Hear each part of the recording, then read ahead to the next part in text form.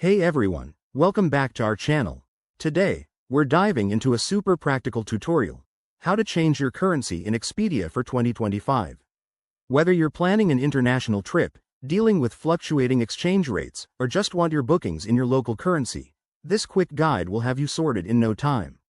It's a simple process that can save you from headaches when browsing flights, hotels, or car rentals. Let's jump right in. First things first, make sure you're logged into your Expedia account. If you don't have one yet, head over to the Expedia website or app and create a free account. It only takes a minute.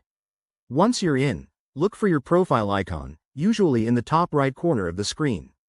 Click on it to access your account settings.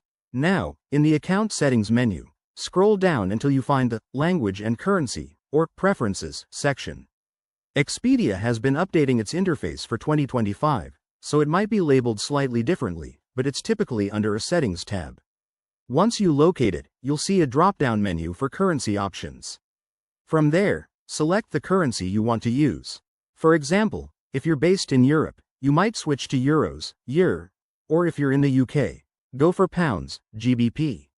Expedia supports a wide range of currencies, so choose the one that matches your needs. After making your selection, hit the Save or Apply Changes button to confirm.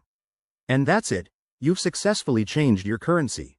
From now on, all your searches and bookings on Expedia will display prices in your chosen currency. Just a quick tip.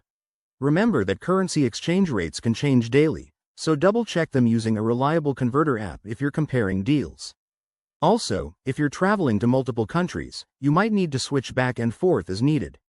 Thanks for watching this step-by-step guide. If you found it helpful, hit that like button, subscribe for more travel tips, and drop a comment below if you have any questions. Safe travels, and we'll see you in the next video.